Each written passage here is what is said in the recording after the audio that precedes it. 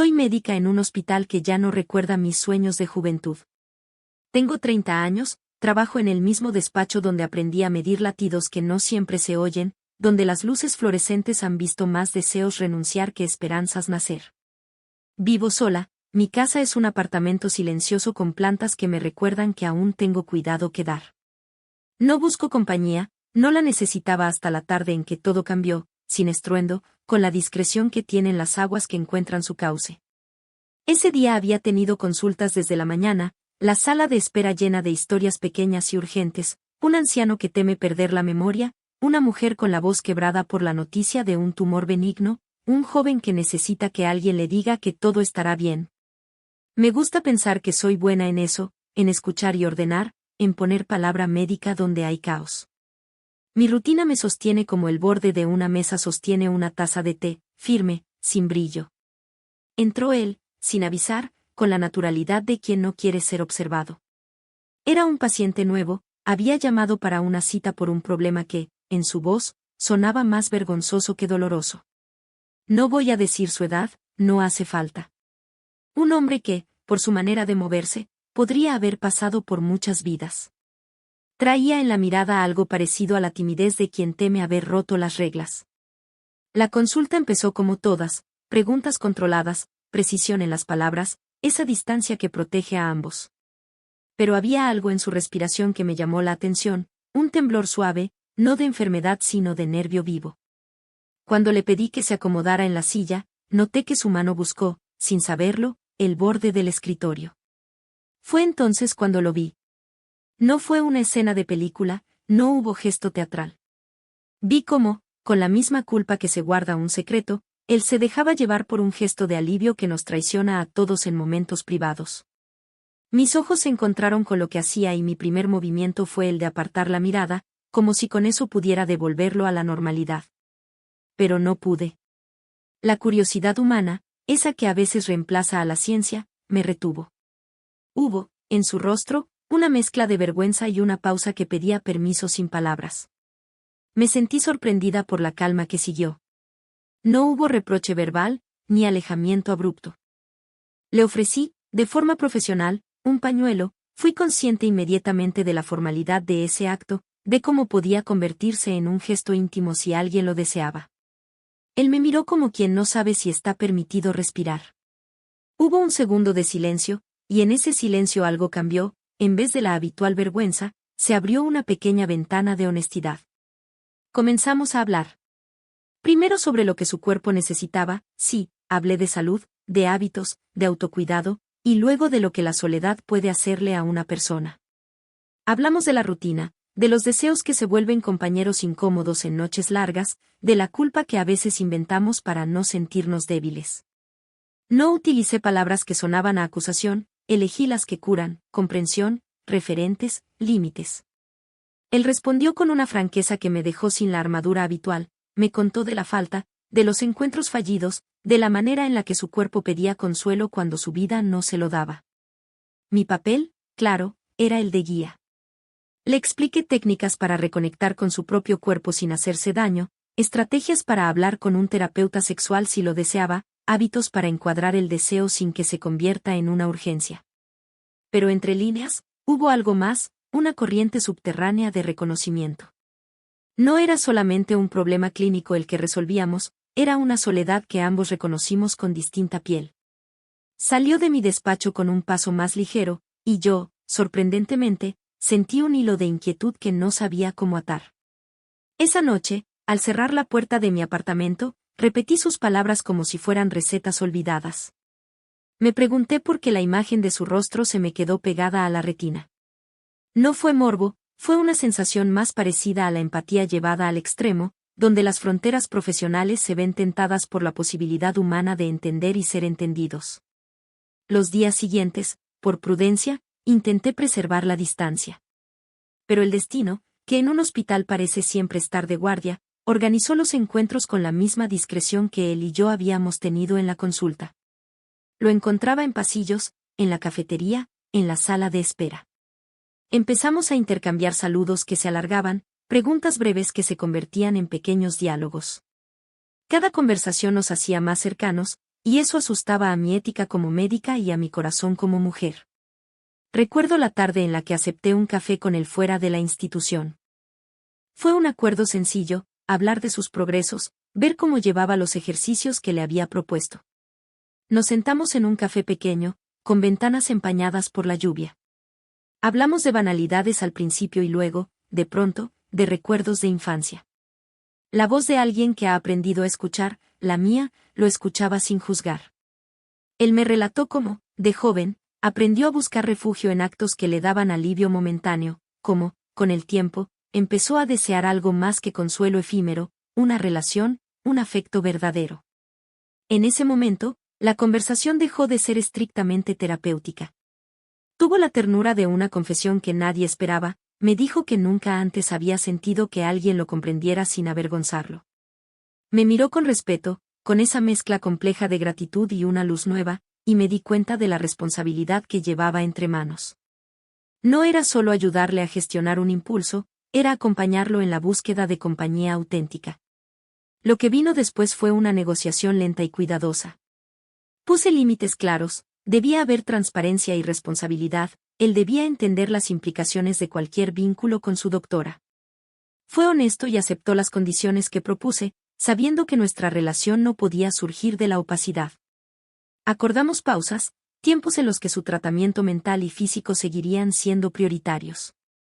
Acordamos, también, que si alguna vez sentía que mi rol como profesional comprometía su bienestar, lo pararíamos todo. Conforme nos conocimos, descubrí capas de su persona que me sorprendieron. Era generoso en pequeñas maneras, recordaba nombres de flores que yo mencionaba al pasar, traía libros que sabía que me gustarían, hacía chistes que me hacían reír cuando menos lo esperaba. Su risa tenía la capacidad de hacer más liviana la pesada seriedad de mi día. Él, a su vez, apreciaba mi manera de estar presente y mi constancia. No éramos dos personajes en una historia prohibida, éramos dos seres que, en una ciudad donde la soledad es normal, se reconocían. Había noches en las que me cuestionaba hasta qué punto estaba cruzando una línea que no debía. Pero también hubo noches, y fueron muchas, en que me sentí viva de una manera que la rutina no había logrado despertar. No voy a describir actos que no son necesarios, mi relato no busca citar sino explicar el lento proceso de tránsito entre lo profesional y lo humano. Quiero que el lector entienda cómo las almas se rozan y, a veces, se enamoran en los lugares menos pensados. Con el tiempo, lo que había empezado como una serie de encuentros tímidos se transformó en encuentros donde la intimidad era respeto. Aprendimos a construir espacios seguros, noches de confidencias, paseos sin apuro, comidas compartidas. Nos respetamos. Yo seguí siendo su médica en términos de seguimiento, pero también acepté que en la esfera privada las reglas que nos regían mudaban. Hubo consultorías éticas consultadas, conversaciones con colegas, siempre con su consentimiento y preservando su anonimato, y decisiones sopesadas. No fue un salto impulsivo, fue una escalera que subimos con cuidado. Y así, poco a poco, lo improbable se fue convirtiendo en costumbre, una costumbre cálida, que no borraba la sombra ética pero la hacía manejable mediante la honestidad. Lo que comenzó en mi despacho, envuelto en culpa y desconocimiento, se transformó en algo que se sostenía en la transparencia. Él dejó de buscar alivio apresurado, buscó compañía, y yo, que había jurado cuidar, encontré en su compañía un modo nuevo de cuidar. Al finalizar aquel primer episodio que cambió mi vida, supe que la historia no terminaría en la puerta del hospital. Algo se había encendido que no se apagaba con la luz del día. Sabía también que, si quería protegernos, debía ser paciente, y que cada paso tendría que estar marcado por responsabilidad y amor sincero. No voy a decir más ahora, lo que sigue es la continuación de una historia que aprendió a respetar sus raíces y a crecer a pesar de ellas. Si quieres, cuando me digas, seguiré contando cómo esos encuentros se transformaron en una vida compartida, con conflictos, decisiones y, finalmente, un compromiso que nadie hubiera previsto en el inicio silencioso en mi despacho. Pasaron unas semanas desde aquel primer café. Nos veíamos con cierta regularidad, siempre bajo el pretexto de revisar su evolución. Yo seguía intentando convencerme de que todo era profesional, pero algo dentro de mí ya sabía la verdad. No era solo su paciente. Era alguien que había tocado una fibra que creía dormida. Una tarde, cuando el hospital estaba casi vacío, él pasó por mi despacho con una excusa: dejar unos análisis. Llovía. La luz de la tarde caía gris sobre los cristales empañados. Me pidió si podía esperar a que escampara. Le dije que sí, aunque ambos sabíamos que la lluvia era lo de menos. Nos quedamos en silencio un rato. Yo, detrás del escritorio, él, de pie junto a la ventana. Se oía el sonido suave de las gotas, y ese silencio se hizo denso, como si el aire se llenara de palabras que ninguno se atrevía a decir. Finalmente, fue él quien habló. A veces siento que mi cuerpo ya no me pertenece, dijo, sin mirarme. Como si solo funcionara cuando estoy contigo. Su sinceridad me atravesó. No era una frase romántica, era una confesión desnuda, honesta. Me acerqué despacio, más como médica que como mujer, o eso quise creer. Le puse una mano en el hombro y le dije que debía aprender a confiar en sí mismo. Pero al hacerlo, noté el leve temblor de su piel, la respiración contenida. Mi propia voz se volvió más suave, más cercana. No te perteneces a nadie, susurré, pero tampoco tienes que cargar con la soledad solo. Él levantó la mirada y, por un instante, no vi a mi paciente, sino a un hombre cansado de estar solo. Ese momento fue el punto sin retorno. No hubo gesto impulsivo, no hubo promesa. Solo una comprensión mutua que no necesitó palabras.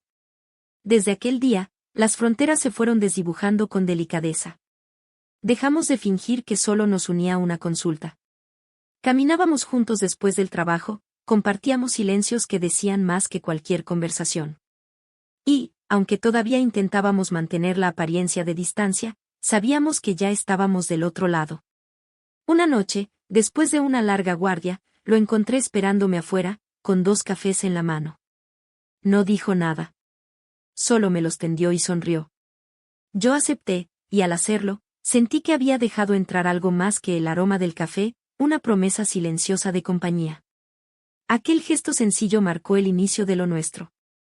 No un romance de película, sino una historia real, tejida con respeto, temores y ternura. Sabíamos que no sería fácil, que habría juicios y dudas. Pero también sabíamos que, en un mundo donde todo se mide y se controla, habíamos encontrado algo que simplemente era. Y así, sin declararlo abiertamente, empezamos a caminar juntos, cuidando cada paso, como quien sostiene una llama pequeña en medio del viento. Han pasado algunos años desde aquel día en que la lluvia nos reunió en mi despacho. Hoy, mientras escribo esto desde la casa que compartimos, me parece increíble pensar que todo comenzó con un malentendido, con un momento que pudo haber destruido carreras y reputaciones, pero que, con cuidado y verdad, se transformó en amor. Dejé el hospital un tiempo después. No por escándalo, sino por elección. Necesitaba recuperar el sentido de mi vocación, sin las miradas ni los murmullos. Él me acompañó en silencio, sin presionarme. Construimos una vida sencilla, desayunos tranquilos, caminatas por el parque, conversaciones largas sobre todo y nada. A veces, cuando lo miro mientras lee o cocina, recuerdo aquella primera mirada suya, culpable, temerosa, humana, y sonrío. No porque haya sido una historia perfecta, sino porque fue real. Aprendimos a respetar el pasado, a cuidarnos con delicadeza, a no dejar que el miedo decidiera por nosotros. Nos casamos sin ceremonia grande, sin testigos curiosos. Solo nosotros dos, una tarde luminosa de primavera. Me temblaron las manos al ponerle el anillo, pero no de duda, sino de gratitud. Hoy sigo siendo médica, aunque de otra manera.